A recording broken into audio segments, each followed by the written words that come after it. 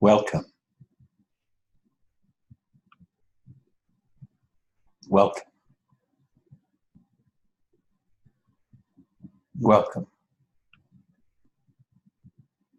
I welcome you with all my heart.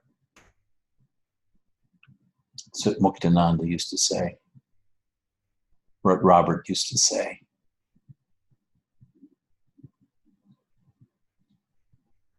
Then Robert would say,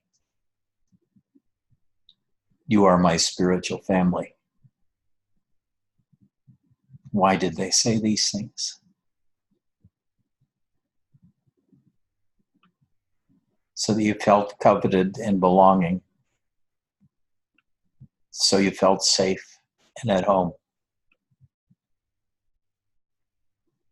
It may never have been true, but the words were intended to make you feel safe, that you're at home.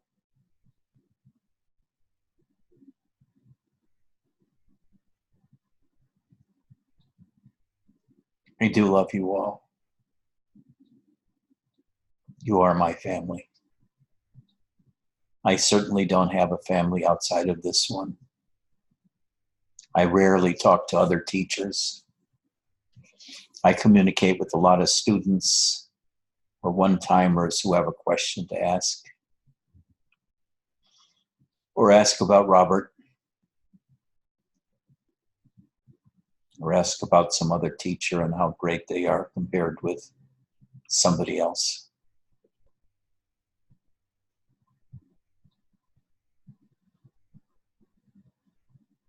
But you're the ones that come here and you stay here. So you're my family. I take care of you when I can and how I can.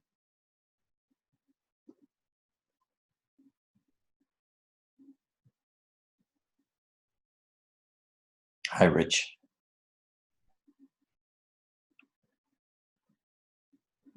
We have somebody named Kay here today. That's how the students and friends of Krishnamurti referred to Krishnamurti. You suppose Krishnamurti could be visiting today?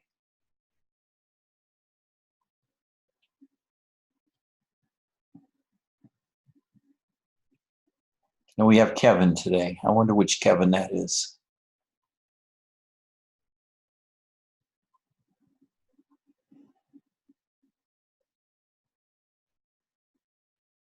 You know,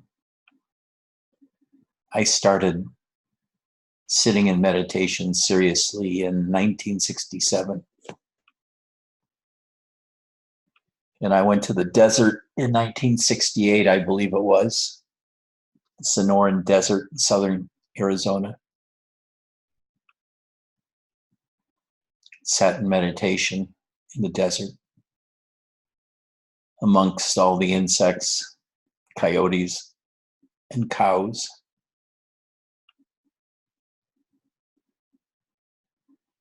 Then I went to Rochester, New York with Kaplo Roshi, who wrote 3 Pillars of Zen.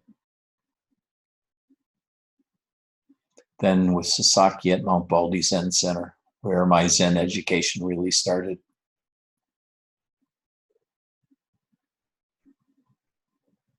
But you know, all those years from 67 to 95, when I had my first enlightenment with Robert, were kind of empty, dreary years.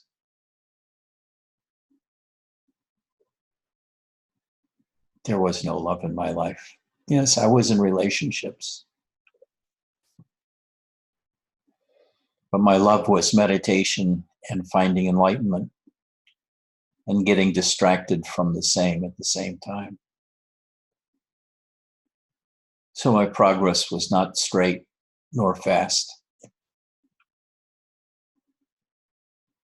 I got distracted into things. Politics, being a bodyguard, Muktananda, Then I had my awakening experience in the shower of emptiness, no self, 1995. And Robert said I was enlightened, yet I was terrified because I had no self. And I stayed in emptiness for another 15 years.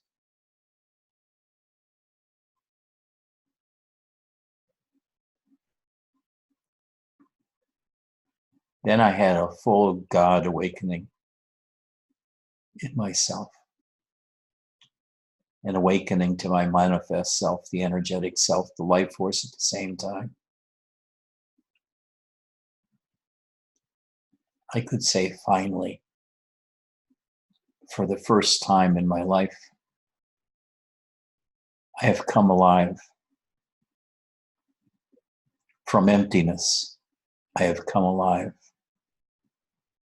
From the void, I have come alive. From Advaita and Zen, I have escaped them and come alive. I felt the God force roaring in me, extremely intimately, closer to my heart than I had never known anything to be. And with such amazing power, such amazing love, such amazing light.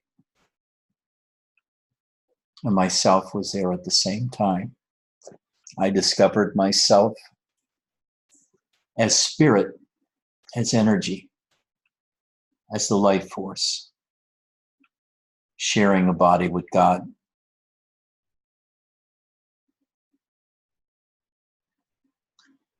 And as opposed to the 30 some years before that, the last 9 years have been exciting, have been happy, relatively joyful, and abundantly filled with bliss and energies. That's why I recommend the path of surrender. As David Spiro put it, leaving the land of laughter and sorrow, entering the land of devotion.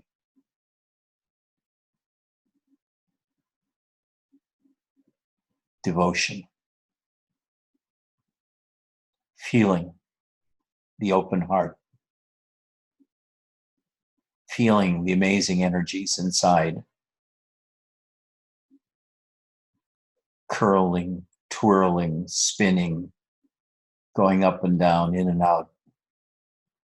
Sometimes called chi, sometimes shakti, sometimes prana, sometimes kundalini.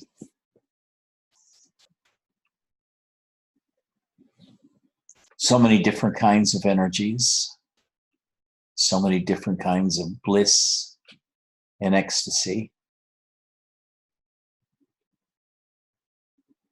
And almost all of the emotional problems disappeared because I had worked on them prior to the awakening process by feeling emotions all the way until they dissolved into energies. I used it as a practice, working on difficult emotions like depression, until it dissolved into a river of bliss. But I had not yet awakened. This was preparatory. This was preparing the way. This was getting used to the energies, which I now call voice of God, in the sense that they were communicating with me from a world beyond that I knew at the time. The land of devotion, the land of love.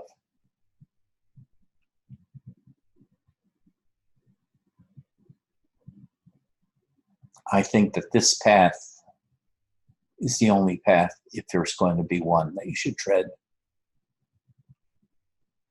Not the one of Nisargadatta or Robert, although they're valuable in their own way. And after enlightenment to God, eventually you'll have to tread it anyway. But it's good to get the good stuff first, rather than the 30 years of fucking around in emptiness. I know a lot of you get into spirituality for peace and finding some rest from emotional trauma.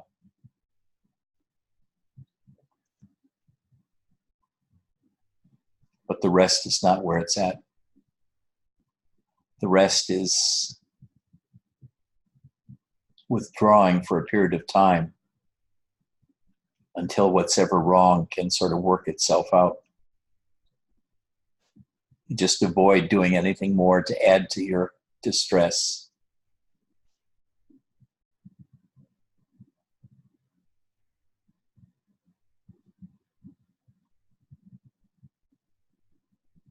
But to have those divine energies circulating in your inner being and having different kinds of experiences every week, different kinds of flows of energies, different kinds of blisses,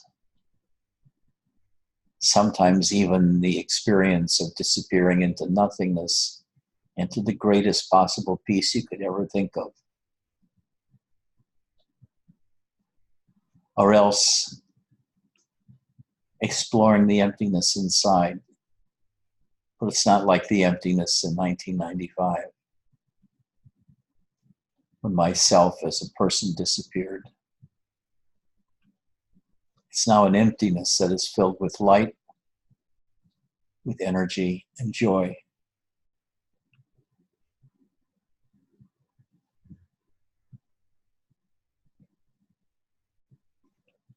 The problem is, how do you get here?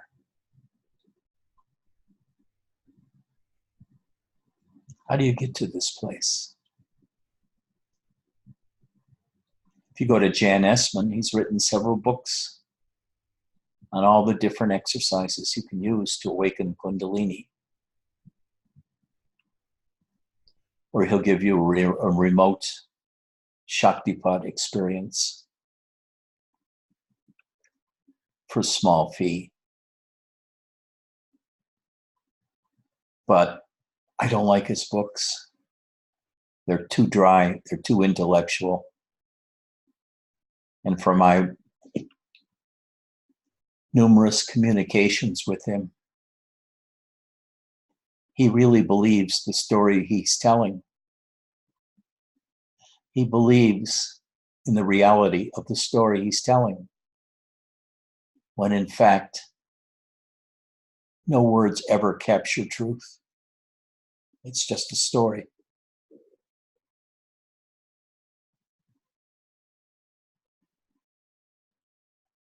And I'm not knocking Jan. Jan is a good guy.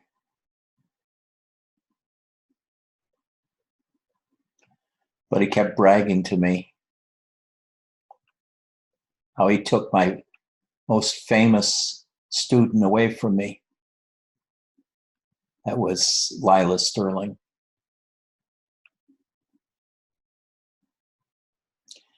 As if to say, Ed, I am better than you. I got your best student.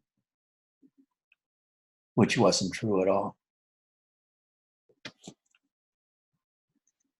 Another thing is, Rajiv, after I said he had an awakening experience too, when he became aware that he was not aware in certain kinds of meditation. Within 2 months, he was telling me, Ed, I'm going to have more students than you'll ever have. I'm going to have a larger ashram than you ever had, maybe many of them. And I'll have more women than you ever had. He became very, almost absolutely arrogant and started wearing robes and things like that to show that to everyone, he was a guru. That shows you even after awakening experience, you can be an asshole.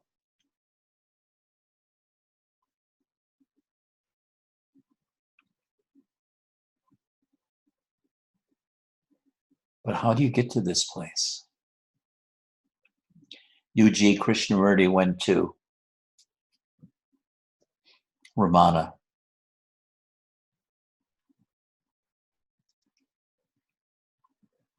And he said to Ramana,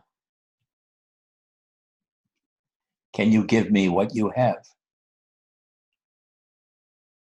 Because he was always trying to figure out what gurus had that he hadn't as a seeker.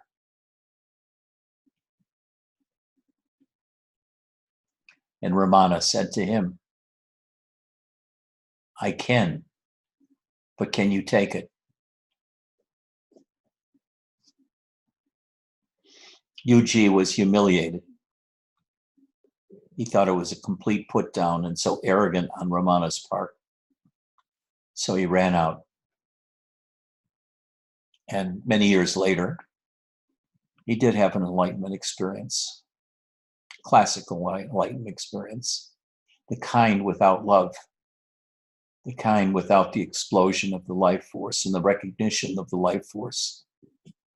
And you'll see that when you go to Facebook, unless all your friends are of one type or another.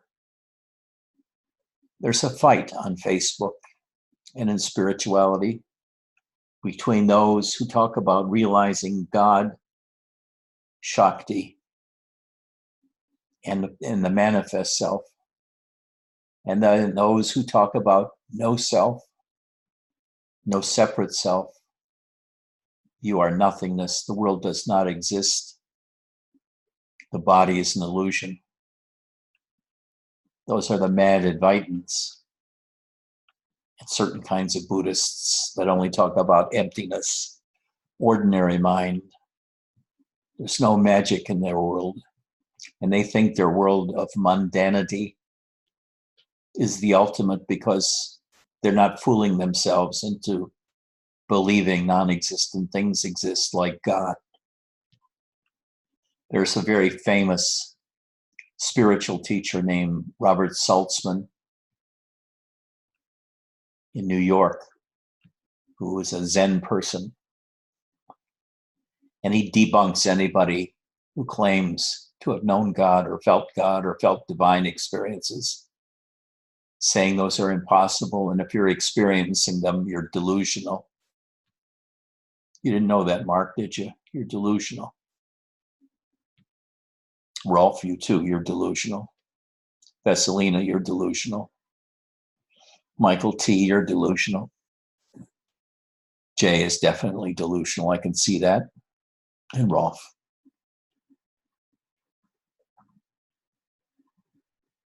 But how do you get that, which I've experienced, that I never thought I'd experience? It wasn't in my vocabulary. It wasn't in my thinking that I could experience this God realization, this realization of the manifest self. And it happened through love of a woman. So I began teaching about the energies and the need to raise them by reading different books about raising the energies through healing, quantum touch, or other such exercises. But it's not the same thing as God realization. It's a preparatory thing. You're getting your body sensitive to the experience of energies in various places in your body and in your mind and in your psyche. preparing the ground, so to speak, so that when God shows him or herself to you, you can actually perceive it without being overwhelmed or passing out. When Krishna showed himself to Arjuna, Arjuna couldn't tolerate the magnificence of what he experienced. And he told Krishna, please go back to your human form. That's what it would be like without some sort of preparation of energy work. But it's certainly not enough. People can use energies for years and never have a God-opening experience or a self-realization experience. And like I pointed out, the self-realization of Robert Adams is different than the self-realization I'm speaking of. His was of the transcendent emptiness, the witness beyond experience. Totally boring. With life blown out, it's like nirvana, the absence of any desire.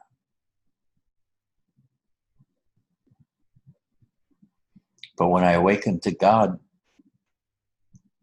I awakened to the desire to be alive and just yell out loud, I have come alive. I feel my life force in me bursting through my chest and my heart and reaching out to you in the world, saying, hi, I exist. You exist. I acknowledge you.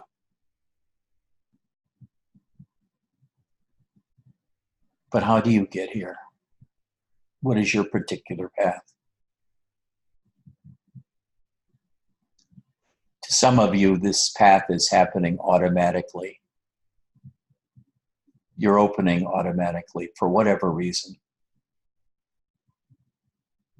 Others, it is still closed or only beginning to open.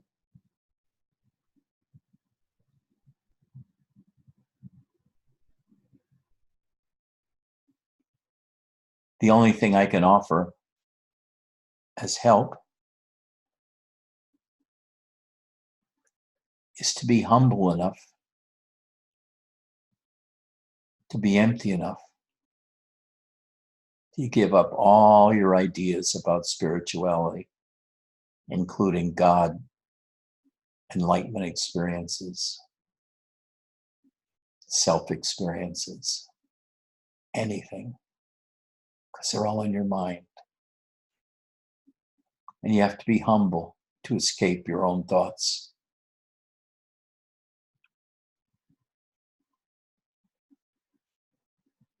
Know nothing.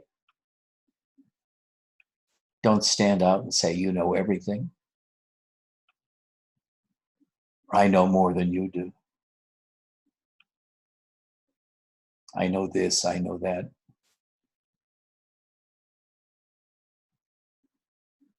Because when you're bitten by that I know thing, you are so far, far, far from awakening. When you're at I don't know, I don't have a clue, I'm woefully inadequate, you're much closer. But still, there's some way to go. How do you get there? Well, for me, there was 40 years of preparation in emptiness, in meditation, in Zen koans, living in ashrams, Zen centers, and monastery. Going to Korea, visiting the various centers and being introduced to the royalty of Zen in Korea and to the kind of practices they had there.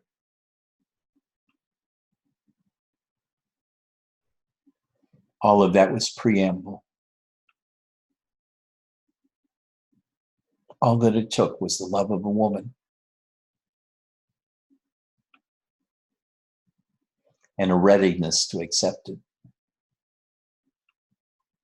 and a humility to learn from that experience rather than to want to be a teacher.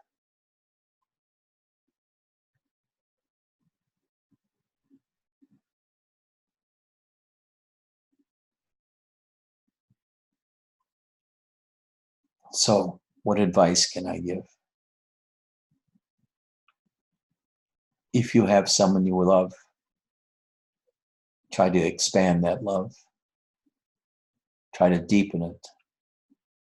Speak to the other in the deepest way possible. Try to awaken his or her heart as a way of awakening your own. If you have no such one, find it in your cat. Find it in a tree. Find it in a stranger. Just love for the sake of loving.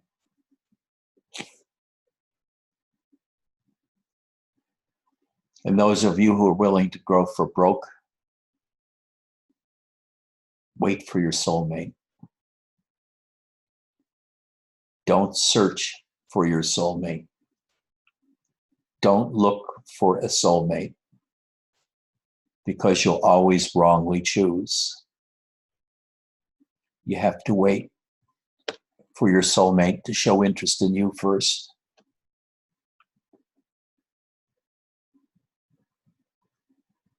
And then go for it. It's so easy to manipulate yourself into thinking you got what you want, when in fact, you got what you think you want.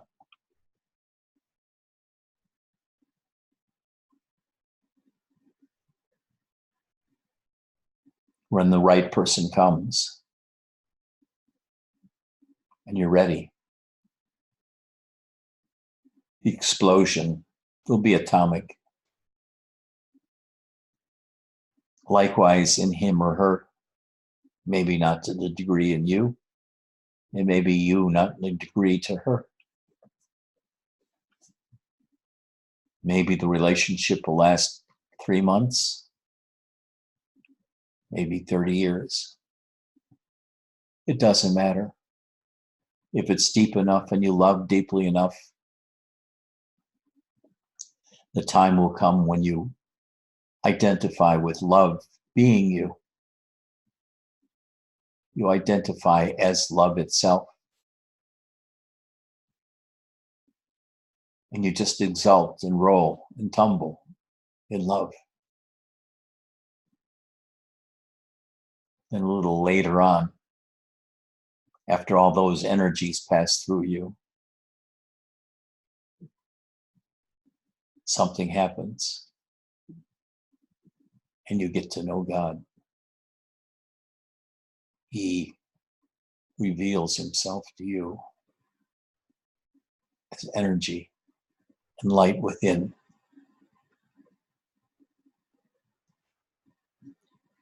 Do not despair. Do not despair. Don't ever give up. Just remain open. Just remain open. And when love comes, don't run away like so many do,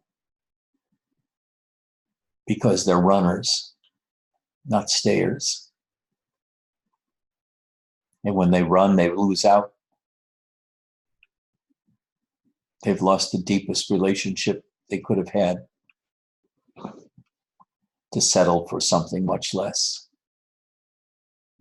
frightening, much less dangerous.